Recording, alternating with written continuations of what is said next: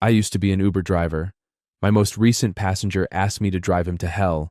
When I turned 16, I claimed my first car, a 2004 Hyundai Accent from my parents.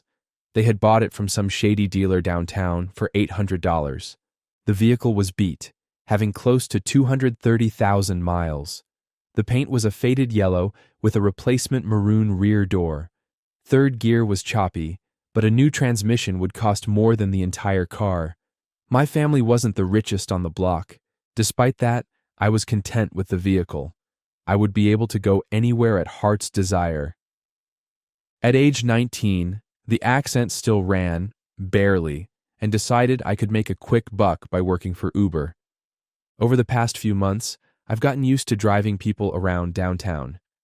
I was the type of driver to not talk the entire way and respect whatever the person in the back was doing. All that mattered to me was that I was making decent money.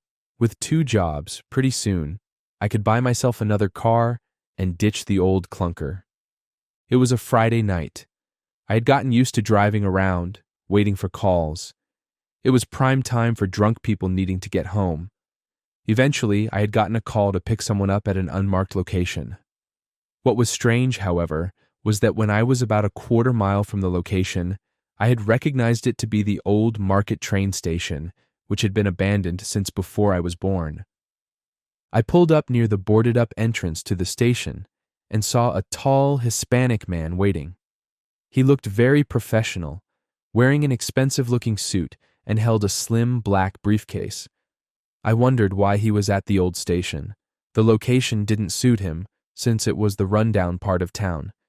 He opened the door, and we greeted each other. He spoke in a strict but rather kind and assuring voice. I took off and asked him where he would like to go. "Take me to hell, please," he spoke, which completely caught me off guard. I didn't really know how to respond, so I just peeped out a quick yeah. His face remained straight. "All seriousness, man, where do you want to go?" I asked. "You'll know sooner or later." I assumed he was drunk, but his voice and tone were completely perfect. "I'll just take you McDonald's, buddy." He didn't reply. "I'll take that as a yes," I said awkwardly. We were almost at the restaurant. All I had to do was take a left. What the fuck? I instinctively turned the opposite direction. It was like someone was controlling my mind. I tried making a U-turn, but I just couldn't. The man in the back just kept quiet. What the fuck is happening? Is this some kind of joke? No answer. I knew deep inside that this was something supernatural. I tried to resist the feeling, but I couldn't get out of it. It was like I was in sleep paralysis. I made hundreds of turns, eventually not knowing where I was going. I didn't know where I was. By that time, the streets were completely empty. I took a right turn on an unmarked street. It was surrounded by trees. I couldn't see more than 100 yards in front of me. The road was completely straight, with a constant downward slope. I floored the vehicle, shifting through gears faster than I could imagine. I wanted to stop, but I couldn't. I looked at the speedometer. The Accent couldn't make it past 80 on the highway before, but the needle was topped out at 140. Soon, the needle made a full 360-degree rotation. I was going at least 200, and the engine was roaring louder than I could have ever imagined. I was so fixated at the speed of the vehicle that I didn't notice that the sky had turned red and was going downhill even further. It started getting immensely hot. My body had heated up to the point where I thought my face was on fire. I was going to hell. I looked back at the man in the back seat. His face remained still, looking at me with lifeless eyes. Suddenly, I slammed on the brakes. I was used to the shitty brakes of the Accent, thinking that we would slowly come to a stop, but I was jolted forward. The road was flat now, and we had come to a complete stop. "Thank you," said the man as he left the vehicle. I wasn't able to get a complete look at my surroundings, but I remember seeing the bodies, piles upon piles of people, still alive, screaming in agony. I yelled out to the man and he turned around. "Are you Satan?" He looked at me and for the first time smiled. Then I lost consciousness. I woke up, terrified that I died and went to hell. I checked my surroundings.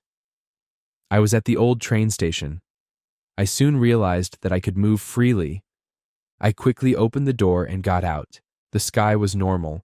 It was a cold summer night. No more screams. Had it been a dream? I looked back at my accent, horrified to notice what was in the back seat. It was the man's briefcase.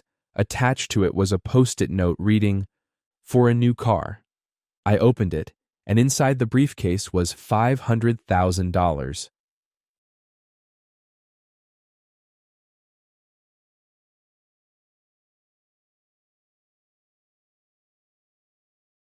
I'm an Uber driver, and one of my passengers invited me into their home. There are a lot of things I don't understand about this world. A lot of things that don't make sense to me, or I simply can't make sense of. I don't exactly have a philosophical outlook on the universe, what our purpose is, and all that. But what I saw that night left me asking questions I never thought I'd want to ask. I've seen a lot of things as an Uber driver, questionable things even. That's just a part of the job description. It's an interesting experience, to say the least. But hey, it puts food on the table. I have 2 kids that I need to take care of, and their father is no longer in the picture. I'm rarely ever home because I'm constantly working to make ends meet. I work as a teacher during the day and would drive for Uber as soon as the school day ended. I try to accept as many rides as I can, for as long as I can.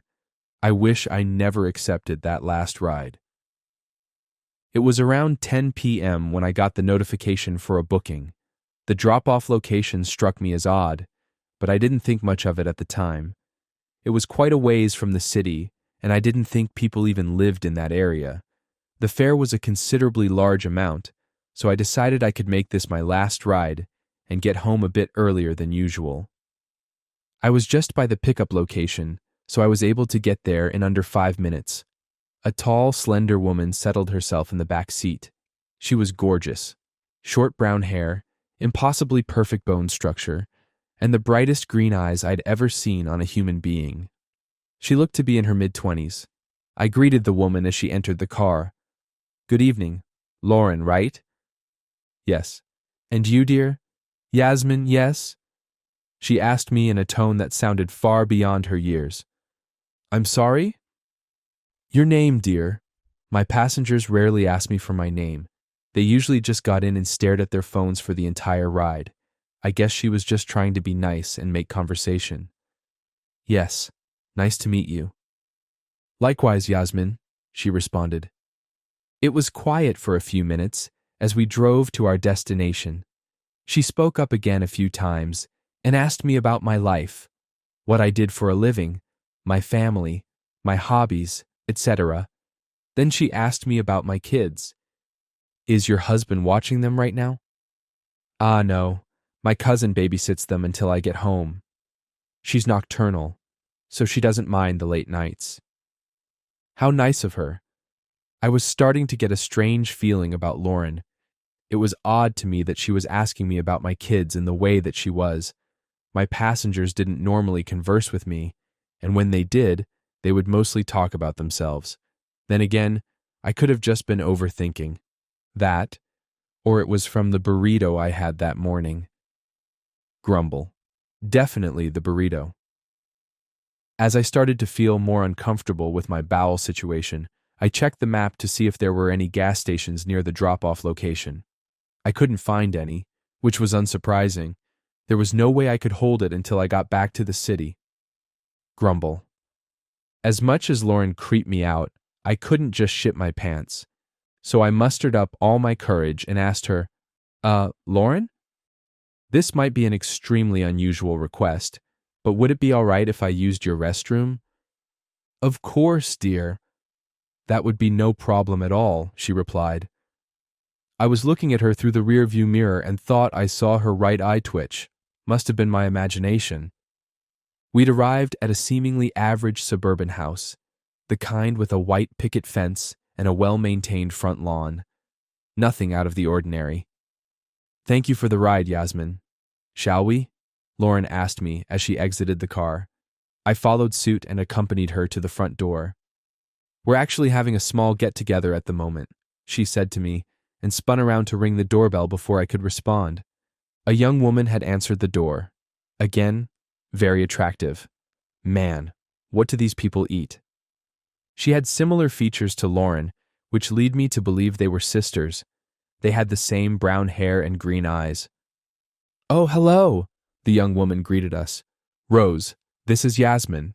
She's here to use our restroom," Lauren explained. "Yasmin, this is Rose, my younger sister." "Nice to meet you."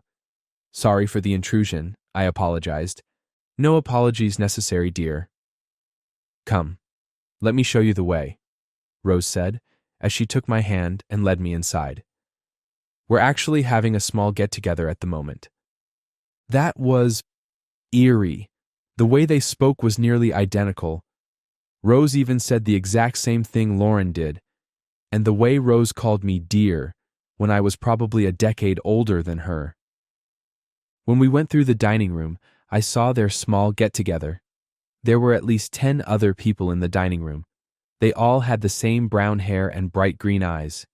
Even if they were all related, it was strange how even the shade of brown and green remained consistent. I felt a chill run down my spine, the way they were all just sitting there, staring at the food in front of them. Perhaps they had been waiting for Lauren to arrive, but it was still a disturbing sight to see. I couldn't help but breathe a sigh of relief when we exited the dining room. Partly because, what the fuck, and how I was seriously about to shit myself. "Here we are. Please let me know if you require any further assistance."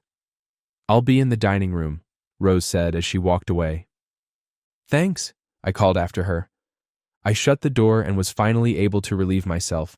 I checked my phone to see if I received any messages from my cousin, Samantha. Wednesday, 8:13. Samantha. "Hey, Yas. Successfully put the kids to bed." Wednesday, 10:47 p.m. Me. "Thanks, Sam. I'm just making a quick pit stop, and I'll be headed home soon." Samantha. "All good. Take your time. I'm just watching some TV." Me. "Alrighty. I'll call you when I'm on the way." Samantha. "Okay, stay safe." I pulled my pants back on after cleaning myself and then flushed the toilet. As I washed my hands, I noticed something off about the mirror. It seemed as if it was a part of the wall. That kind of made the alarms in my head go off. I read about this somewhere. I needed to confirm my suspicions, so I placed my finger on the mirror. There was no gap. It was a two-way mirror. I nearly jumped out of my skin when I heard a knock on the door. "Yasmin, is everything all right in there?" I heard Rose ask me from the other side of the door.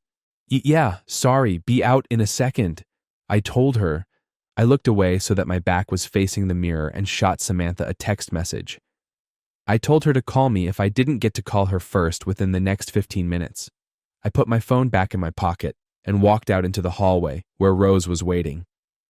"We were wondering if you would like to join us," she smiled at me.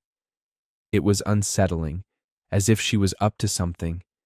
It was like I could almost see it in her eyes, something behind them that I couldn't explain.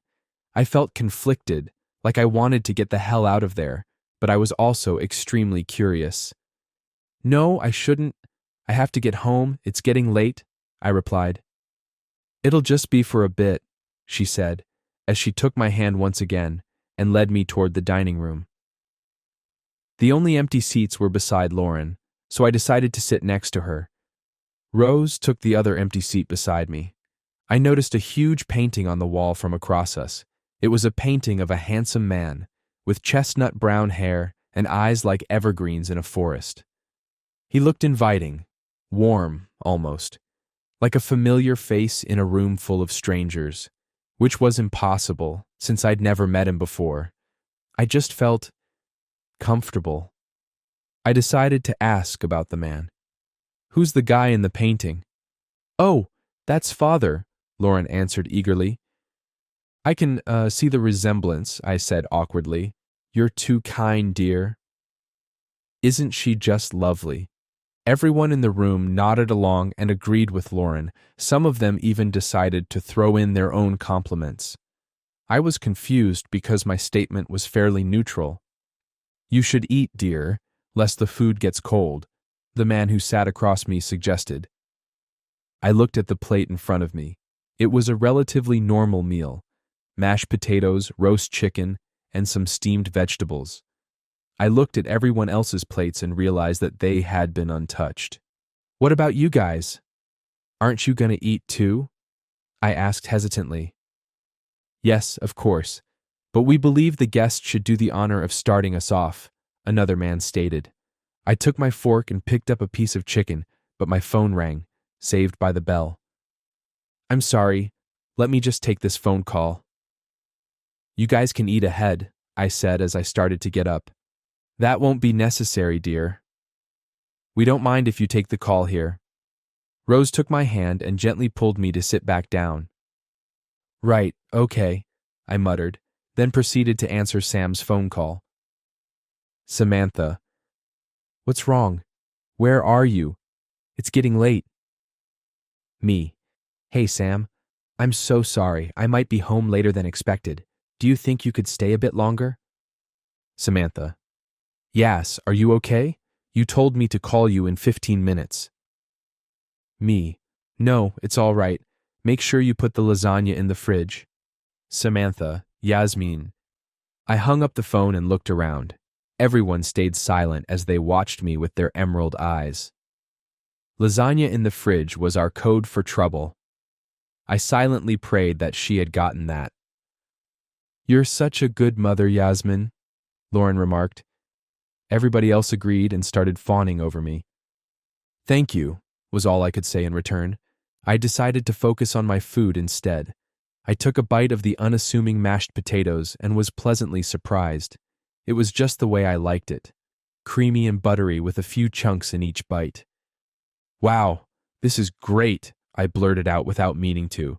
Of course, dear. This is Father's recipe. Everything he does is absolutely great, Rose said proudly. Yes, Father does no wrong, the man across me agreed. I decided to try the chicken next. I could see why they liked this Father guy so much. He had some really good recipes. I ended up eating everything on my plate. Everyone else finished all their food too. I mean, who could blame them? Thank you so much for the lovely meal. I enjoyed it, but I really do have to get home to my kids now, I announced. I hope you still have room for dessert, Lauren said as she entered the dining room, holding a covered round plate. I didn't even notice her leave the room. I must have really enjoyed that meal. There was a voice in my head that kept trying to remind me that I really needed to get home, to get to my kids, to get away from this place. But once Lauren revealed the cake, all I wanted to do was eat it, and that terrified me. That fear went away as soon as I dug into my slice of cake. It was divine. I must have finished the whole thing in one bite. It was literally the perfect chocolate cake. Each layer was moist, yet still retained its fluffiness, and the chocolate ganache was to die for. It's getting late, dear. Maybe you should stay the night, Rose suggested. I needed to get away from this place and whatever the hell was going on here. I had to take my kids to school in the morning. Sam was waiting for me. She probably wanted to go home too.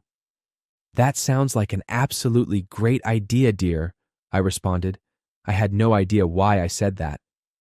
Rose's smile turned sinister, as if all the grace and innocence had left her face, like she had a mask on the entire time and had finally revealed what was underneath. Her voice remained sweet when she said, I'm sure Father would think the same way as well. She led me to the guest bedroom and said goodnight to me, that she would see me in the morning, all the while having that menacing grin on her face. Once she shut the door, something snapped in me, as if I had just woken up. I checked my phone and saw that I had a dozen messages and a few missed calls from Samantha. One of her messages stated that she called the police and that they were on their way. I sighed in relief. Everything was probably going to be fine. The Uber app had the info of where my last drop-off location was, and the cops were going to arrive any minute. I decided to have a look around the bedroom while waiting. Maybe there was something I could use as a weapon. in case they tried anything before the police arrived. On the wall behind the bed, there was another large painting of the man they called Father. I still felt the same way about him when I saw the first painting. I was almost sad this place was probably going to get busted and shut down or something. I looked at the wall across the bed, and there was a mirror that looked to be a part of the wall. Just as I was about to do the two-way mirror test again, I caught a glimpse of my reflection. What I saw made my blood run cold. My eyes, they were turning green.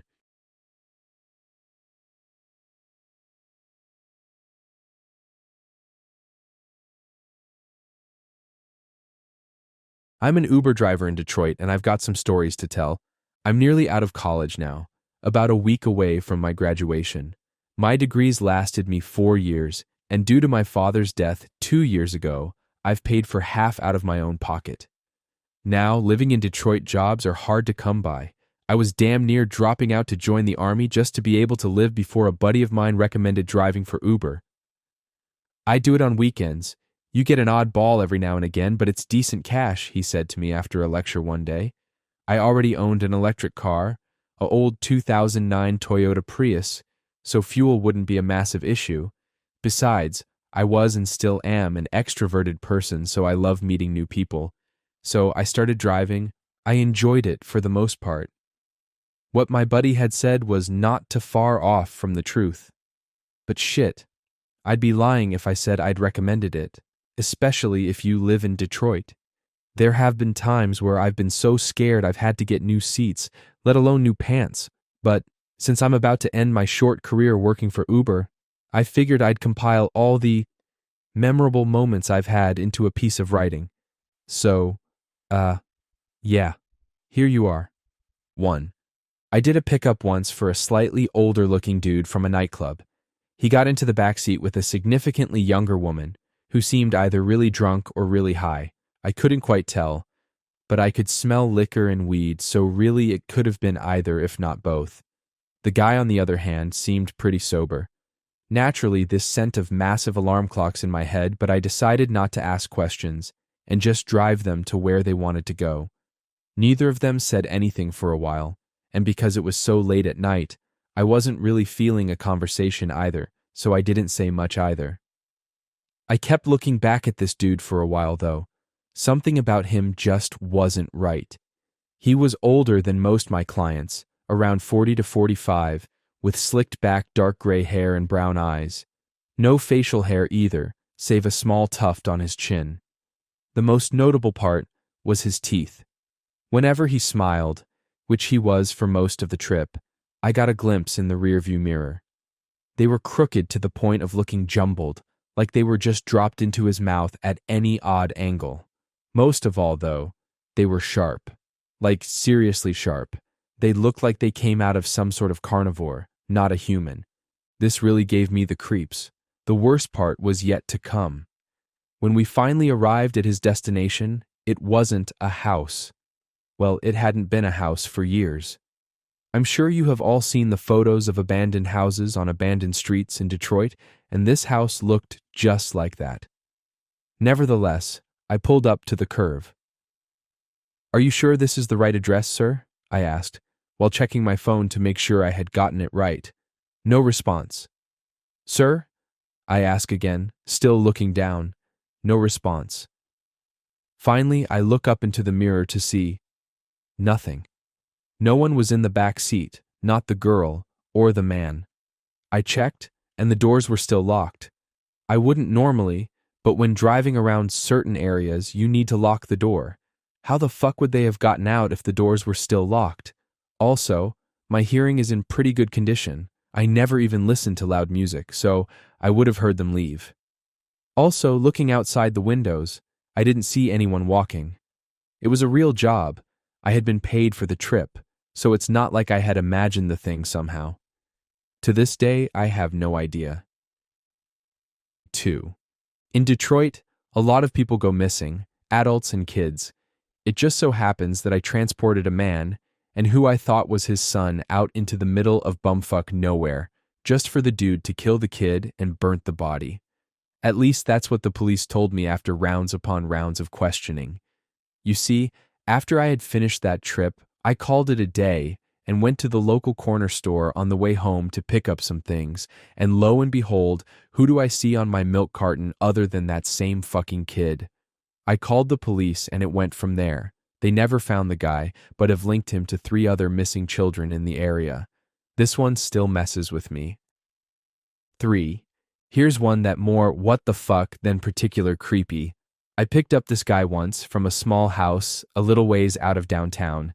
He was tall, at least 6 feet 4 inches, and quite lanky too.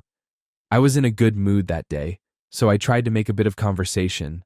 I like talking with my passengers. As I said before, I enjoy meeting new people. Anyway, this guy says almost nothing, like one-word responses to every single question. Eventually, we get to his destination, another small house about 10 minutes' drive from the pickup point. He gets out, says goodbye, and everything seems normal. I drive off and must have made it to around 30 miles per hour when I hear a knock on the window. It's the same guy, running. He motions to pull over, which I do. In a shock, I roll down the window to ask him what's up. Sorry, I left my phone in the back seat. No context to the fact he just ran faster than anyone ever. Initially, I thought my speed dial was fucked, but I had it checked, and it was fine. 4. I always save the best, or in this case worst, depending on how you look at it, to last, so here's the one that keeps me up at night. I pick up this woman just outside of downtown around midnight. She hops in and starts to berate me, asking me why I took so long. Taken aback, I apologize. She immediately starts to break down and cry, sobbing, and just tells me to drive. The trip's a long one, half an hour to the airport. Along the way, she starts to talk several times before just going back to crying. Eventually, she spits it out. He's coming after me. That's all she said. I asked her if she needed me to call the police, but she said they wouldn't do anything for her. He's gonna take me away, with him, she blubbered out between quiet sobs. She went on to say other things, but they were inaudible mumbles. The last thing she said before I had to drop her off was, "The Nain Rouge, and he's getting close." Yeah, that was all the motivation it took for me to get her out and for me to speed off as fast as my shitty little Prius could go. The Nain Rouge, for those of you who don't know, is what I once believed to be anther bullshit fairy tale about a little demon that roams the streets of Detroit, causing all the bad things to happen for the city and dragging people back to wherever he came from. Not being a superstitious person, I never believed in it. Now I do. Why? Because when I checked the news later that day, the woman I had picked up was found. Dead. Not too strange, but definitely creepy that they found her body.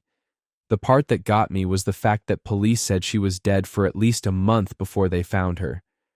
I have a few more stories that I might tell tomorrow, but if you're from Detroit, or if you just have any info on the Nain Rouge, I'd love to hear it, because the last sighting of it was back in 1976, but I know it's still around.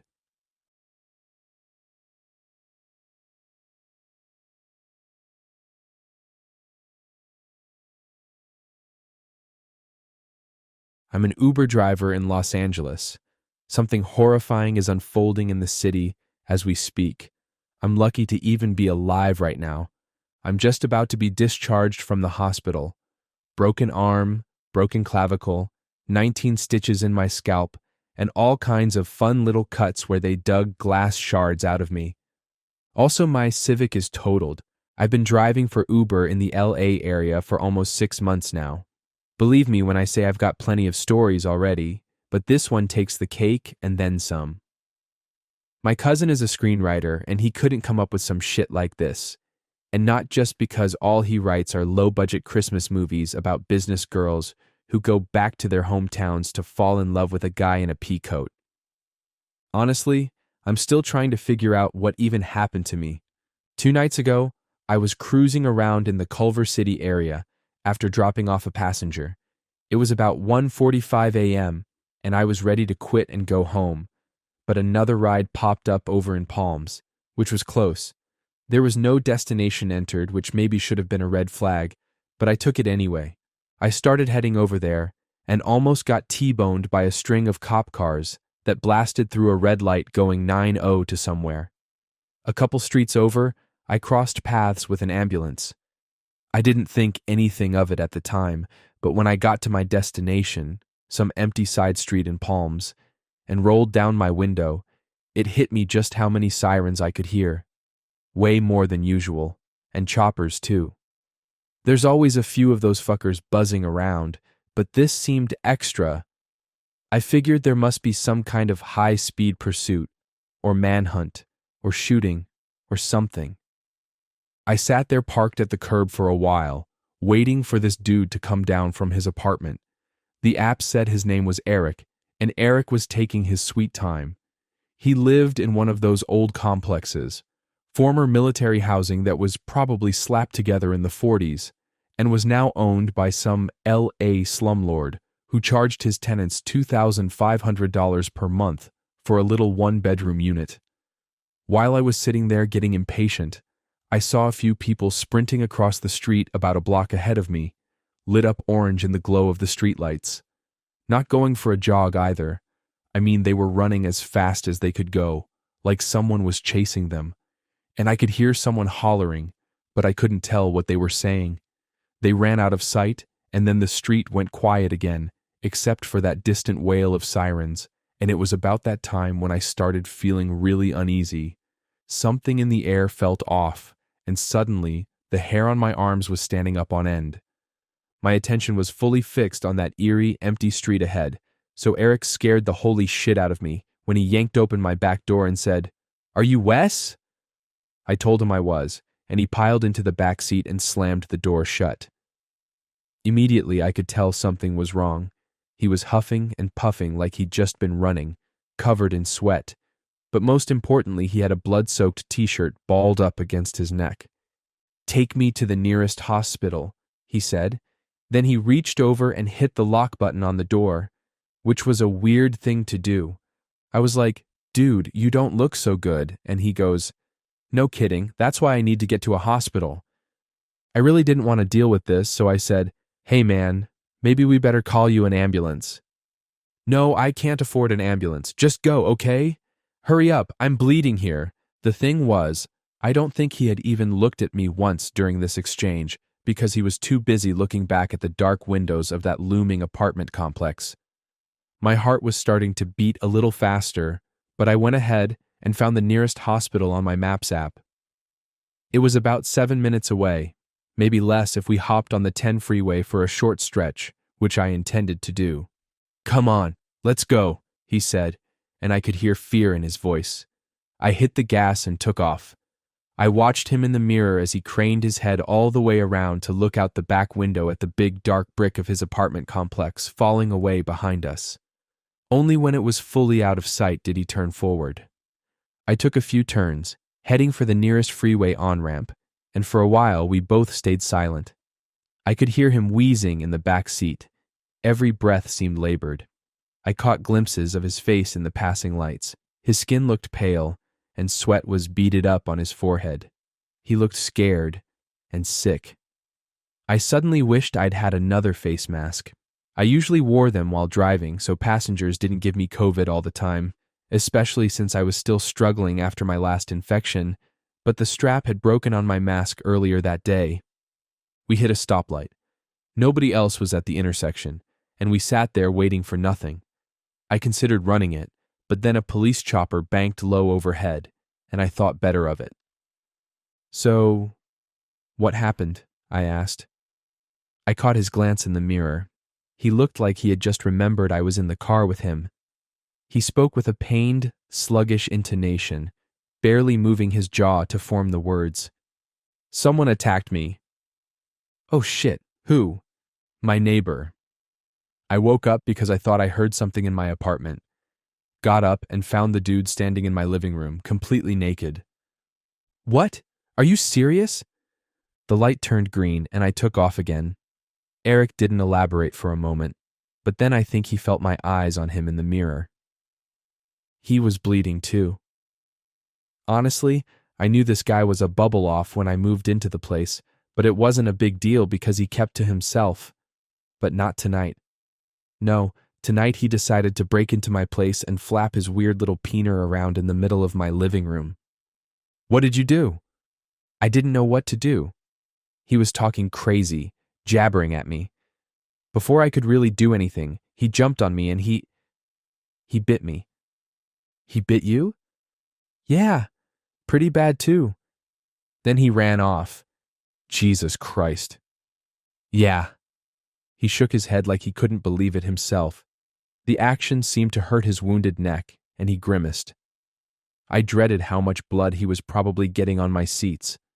I almost missed my next turn on account of watching him in the mirror. He leaned back in his seat and groaned softly. He really looked bad. I started to get worried that this guy might end up dying in my back seat, so I put on a little more speed. A fire truck strobed through an intersection up ahead and disappeared from view as I brought the car to a brief halt at a stop sign. Something above me caught my eye, and I leaned forward to look. There was an object perched on the long gooseneck of the nearest streetlight. It was one of those older streetlights, probably from the 90s, with a sodium vapor bulb that cast an orange disc on the street below. Whatever was on top of it was large, and at first it struck me as a nonsensical mass of cloth balanced impossibly up there. But a split second later, it struck me as the shape of a crouching man. What the hell? I said out loud, and I could hear Eric shift in his seat behind me to look out the window. I was already rationalizing that a man crouched on top of a streetlight like a vulture was a completely idiotic notion, and that I must be mistaken, when the thing moved, and I could clearly make out the shape of a stooped head and arms, and most alarmingly, eyes, 2 pinpricks of reflected light, like the retinas of a wild animal. I felt the bottom drop out of my stomach. Go! Go now! Go! I jumped at the sound of Eric's panicked voice behind me, and without thinking I hit the gas. We shot off down the street, and although I tried to pick out the figure on the streetlight in my mirror, it was immediately obscured by a tangle of jacaranda branches. What was that? I asked. Hearing the fearful strain in my own voice made my heart pump even faster. But Eric didn't respond. Instead, he was writhing around on my back seat, moaning softly. I took another turn and spotted a sign for the freeway on-ramp ahead. Eric's movements were becoming spastic. I felt him thump against the backrest of my seat, more pained moaning. Christ, this dude's totally gonna give up the ghost in the back of my car. Hey man, just hang on. We're almost there. Keep pressure on it and, just keep pressure on it. A tortured cry and a scuffling sound from the back seat, then abrupt silence. I glanced in my mirror again to see Eric's shape in silhouette. He was sitting bolt upright now, still as a statue. I was taken aback by the abrupt change in behavior. I could hear him take a deep inhale through his nose, like someone meditating. Then he spoke. O negative. His voice was totally calm now, calm and low. It sent a chill up my spine. I hit the on-ramp and we started the short climb to the elevated freeway, putting on speed. I instantly regretted it because I couldn't pull over as easily on the freeway if I needed to. Sorry. What? I said. You're O negative, universal donor. What? He was right. I was O negative, but how in the James Randi fuck could he possibly know that? I've lost a lot of blood. I could use some O negative right about now, he said, and his voice was all thick and croaking like he was some pervert trying to talk me out of my clothes. Dude, you're freaking me out, I said, and then this piece of shit giggled. He actually giggled, like some little schoolgirl who was up to no good. I was starting to panic, and merging onto the freeway was a clumsy blur. Thankfully, there was very little traffic at that hour. I kept looking in the mirror, but I couldn't make out his face, just the shape of his head framed against the rear window. I could see him pull the bloody t-shirt away from his neck, and then he made a strange hissing noise like air through a hose. I've got a hole in my neck, he said in a raspy, matter-of-fact tone. I can breathe right through it. I realized I was drifting out of my lane at about 60 miles per hour, and I numbly corrected course. Before I could think of anything to say, Eric seemed to snap into a completely different mood, or maybe a completely different personality. He doubled over and started whimpering. "Oh God, what's happening to me? What's happening? Hey, just try to stay calm. Hang on. We're like 2 minutes away," I said. "Oh God, it hurts. It burns." He kept whimpering and moaning, twisting and writhing in shadow behind me, his knees thumping the back of my seat like that awful little kid who has sat behind me on every flight I've ever taken. Suddenly he sat up straight again, with a strange animal huff. Dead silence. I tried to glance over my shoulder, but I had to keep my eyes on the road to navigate a curve in the freeway as it ramped up into an arching overpass. "You good?" I asked lamely. No response, just the sound of, well, I guess air wheezing through that hole in his throat. I put on speed, quickly passing a couple of slower-moving cars. "The exit, it's coming right up," I said, as much to myself as to Eric. Then he spoke again, and not in a way that I liked.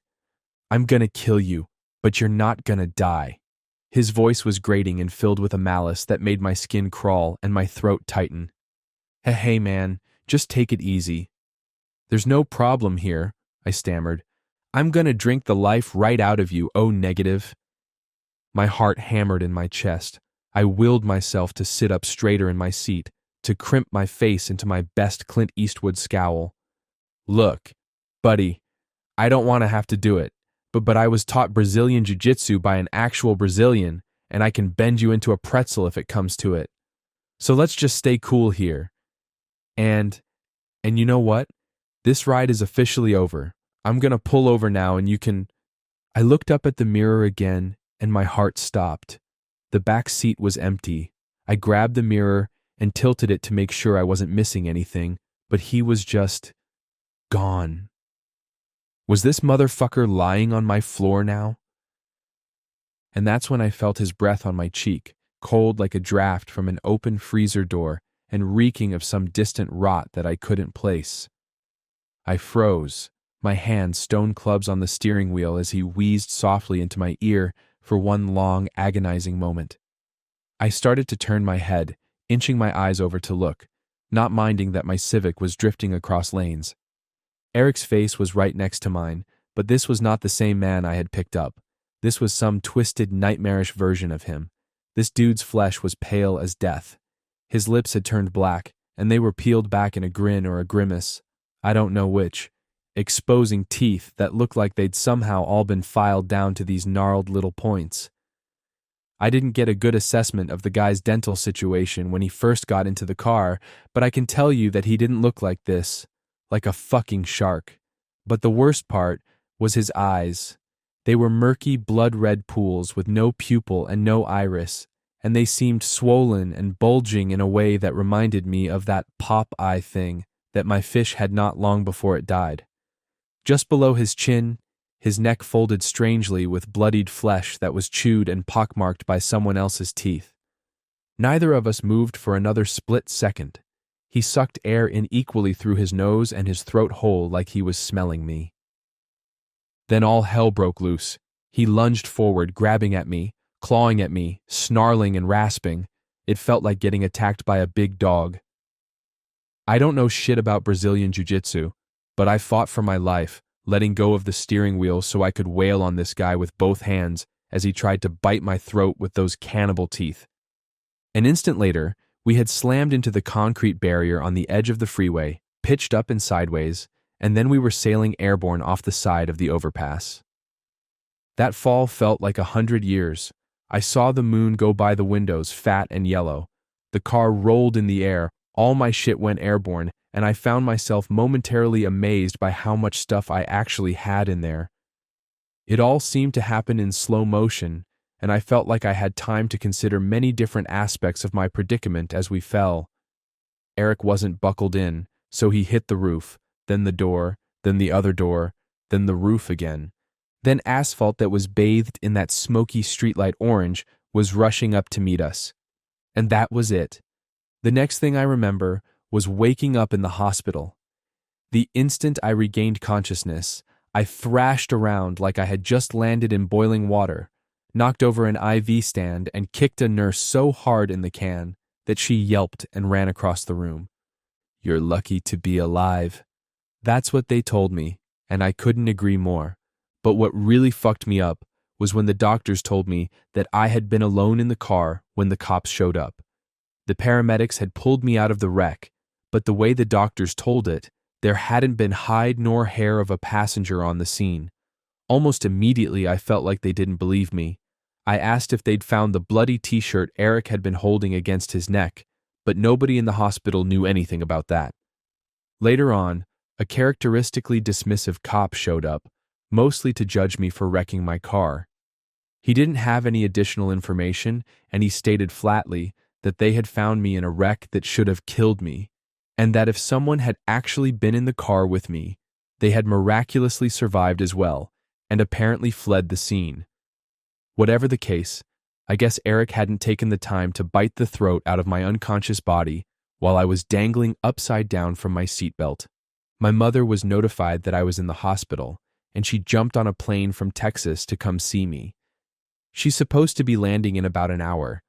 My cousin is my only family member who lives in the area, but he's apparently in Canada right now on the set of Business Girl Goes Back to Her Hometown for Christmas, and falls in love with a guy in a pea coat 6 inches.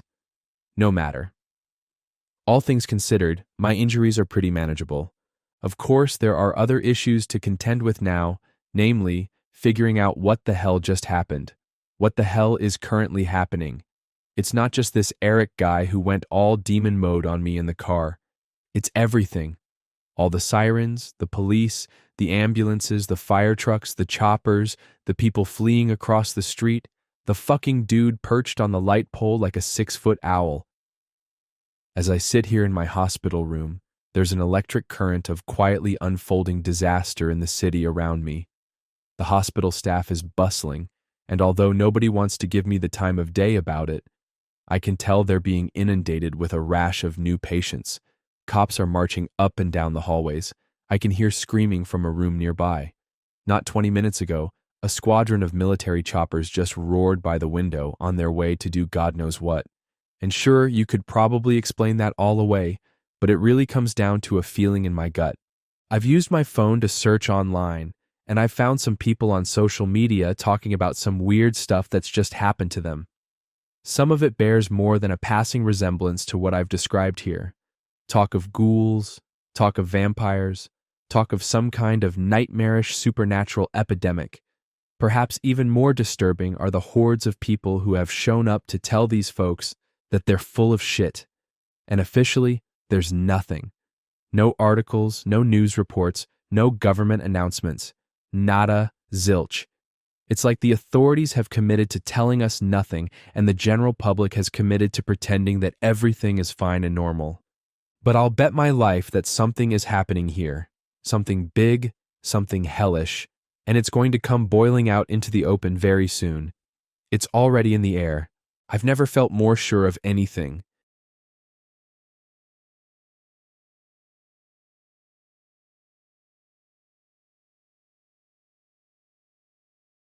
I'm an Uber driver.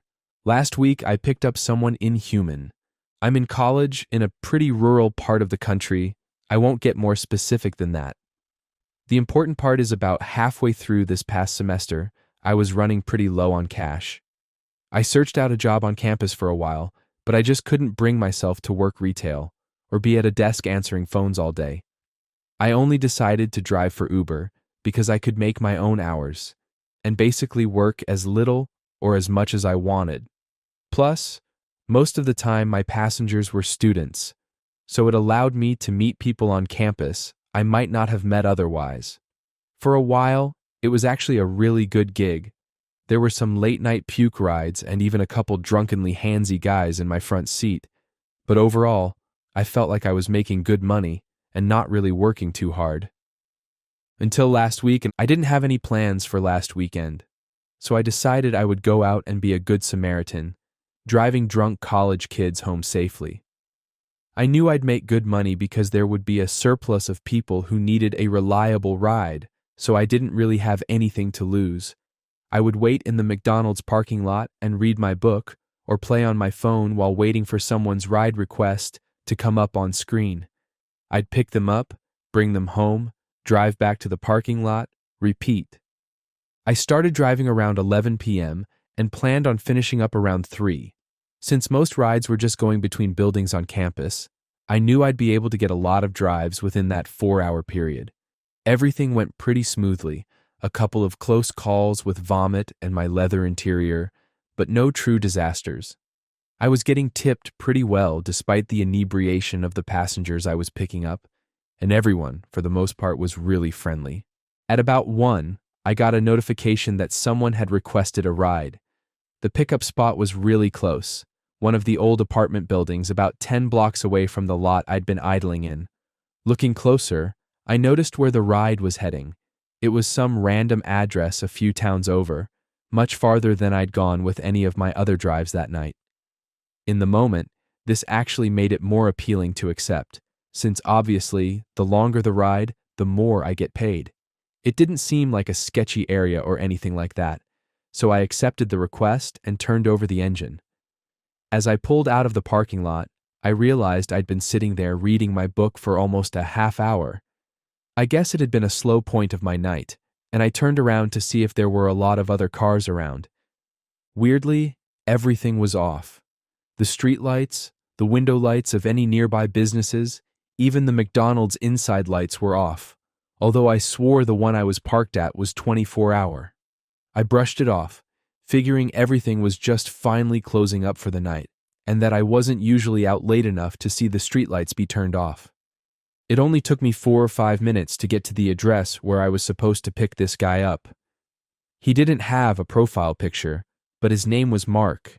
It also seemed like he didn't have any rider ratings, meaning his account was either brand new or he just never used it. I made a right turn onto the street where the address was located, and as I looked around, I started to think maybe someone pranked me. The street was completely residential, which wasn't out of the ordinary for the area, but all the houses were completely dilapidated. Graffiti, broken windows, boarded up front doors. I couldn't imagine anyone possibly living there, let alone having a party there. My house hunting was interrupted by the sound of my phone telling me I was approaching the destination on my right. I looked down the street, and I could just barely make out the shape of who I assumed was the person I was picking up, standing on the front lawn. As my car inched closer, I could see that he was really just standing there. It didn't look like he had a phone in his hand or anything. Even stranger, he was waving. Not waving at me. My car wasn't even close enough for him to be doing that. He was out on the lawn, facing across the street, just waving at nothing. I really thought once I approached the final destination, I would see some newer, fancier house built on the street that I'd just never seen before. I was very wrong. The house that I approached, which was behind the lawn my passenger was standing on, looked almost more broken down than the rest. The roof had completely caved in, and you could see the old rooms through broken parts of the wall. None of the windows had any glass, and the front door had been completely ripped off of its hinges. Wind ripped through the frame, shaking the entire house. It was definitely not somewhere livable. I stopped the car right in front of the lawn, which is when I finally got a chance to focus on the man's frame for a brief moment. He was tall, lanky even, and had clothes on that didn't seem like they fit or matched. His pants cut off around his mid-calf and hugged his legs extremely tight, while his t-shirt moved with the wind around him, hardly touching his body. He had no coat on despite it being winter, but wore a fedora. His shoes were absolutely huge, looking almost disproportionate to his body. His face looked relatively normal, like a thin man in his early 30s. His cheekbones were very pronounced, and his eyes sunk hollowly backward into his skull. He was still waving, but now his eyes shifted focus to me. "Hi, here for Mark?" I rolled down my window about halfway. "Yes," the man started, ceasing his waving. His hand hung motionless in the air for a moment before returning to his side. He didn't break eye contact with me until he took a step to open the car door. Normally, when people are taking an Uber alone, they just sit up in the front seat, but Mark moved to the back door and sat on the rear right seat, diagonal to me. For some reason, this sent a shiver up my spine, knowing that he could basically just watch me drive without me noticing. After directing my phone to start the navigation, I decided to start a conversation. "So, what brings you out tonight?" I looked at him in the rearview mirror. Our eyes met. I met some friends," he muttered. His voice was sharp and gravelly, and by his tone I could tell he didn't want to talk. Usually when I drive for Uber, I don't turn on my radio, since I know many people have strong feelings about music. I let him have his space and drove in silence for a few minutes, almost forgetting he was there until his voice piped up from the back seat. "Hey, do you mind if I eat?" I thought about it for a moment. Normally, I would say no, but for some reason I just felt like I really didn't want to make this guy mad. He was bigger than me after all, definitely big enough to overpower me. As a relatively small woman, I knew I needed to be cautious about who I was angering. "No, that's fine." I saw him nod in the rear view before pulling up a bag from his feet that I hadn't noticed him having before, and I focused my eyes back on the road as he unwrapped his food. Another minute or so of silence passed, again leaving my mind nearly vacant of his presence. It honestly hadn't even sounded like he was eating anything, until the sound of his initial bite brought me out of my mental autopilot. Crunch. The sound was wet and loud. I didn't even need to look in the mirror to know that something strange was happening, but I was too freaked out to not sneak a glance. I wish I hadn't. When I looked into the rear view, I just saw teeth. Not long, sharp teeth, but normal human ones. Rows of them. His entire jaw had unhinged and expanded to the point where I could see all the way down his throat when he opened his mouth, and I would guess probably 8 or more rows of teeth spread back into his head. Blood dripped from the sides his mouth down his chin, and he hardly even swallowed his previous mouthful before biting into the next piece. I quickly shifted my gaze back to the road before he could make eye contact with me. I'd forgotten to breathe until that moment, and it took everything in me not to swerve to the side of the road and take off running. I had no idea what to do, so I just kept following the directions. My phone said I only had another 3 or 4 minutes to go until I reached his destination, but now I wasn't sure if I even wanted to go there. Crunch. I just kept driving. Every time he took a bite, I could hear the sound of blood splattering against a nearby surface. I knew that no matter where I was taking him, I just wanted him out of the car as fast as possible. 2 minutes to go. Crunch. All the streetlights were still out, and I hadn't seen a single car since I left the pickup spot. I was praying for someone to just drive by, see me panicked, see what was happening in my car, and stop. As I looked out onto further nearby streets, everything looked desolate. There was no one to see this. 0.5 miles to the destination. Crunch. My heart was throbbing harder than I'd ever heard it before. I wouldn't let myself look back again. Out of fear, he would see me. I knew what was happening back there wasn't something I was supposed to see, and I had to just pretend I couldn't. I made 2 more turns until finally I made a right onto the street where the destination was. To my horror, it was the exact same street I had picked him up on. Same empty houses, same graffiti, same uneasiness. I didn't know how it could be possible. I'd followed the directions perfectly. It was the only thing that allowed me to redirect my focus from my passenger. Sure enough, my navigation ended in front of the same dilapidated house I had been summoned to. As I screeched my brakes to a stop, I could hear him gnawing on the last bit of something tough. "Here you are," I said. Sensing that he was finally still, I let myself glance back in the rear view again. Our eyes immediately met. His lips curled to a smile, exposing his inhuman teeth. He was covered in blood. It dripped down his neck and onto his baggy shirt, making almost the entire thing wet and stained. His pupils had rolled back, exposing only the whites of his eyes, but somehow I knew he was looking at me. His head seemed huge. "Thank you so much. Have a great night." Without breaking the stare, he reached over and pulled open the door handle, shuffling his thin body until he could throw his feet out onto the pavement. Holding the frame of the door, he lifted himself up and out. When the door finally shut, I couldn't help but to watch him move back toward his original spot, where he was standing when I picked him up. He had such a rickety nature about his movement, almost like he'd never truly learned how to walk. As if by instinct, he stopped in the exact spot that I'd first seen him and faced out toward the street. As I accelerated down the road, his bloody gaze followed me through the window. Even after I was far enough to only see him in the rearview mirror, I could tell his stare hadn't broken. He was waving. The next morning, I got up to discover that my car had no evidence of him ever being there. No blood, no food, nothing. My Uber app hadn't even acknowledged that I'd made the drive, which was maybe the worst part. I had no proof that any of this happened. I seriously considered that maybe this was all a dream after all, a product of my long night of driving, but it was just too real. I've had bad drives before, although nothing like this, and normally I would just allow myself to forget about it and move on. But it occurred to me, if he really had ordered a drive with me through Uber, it means he has my phone number.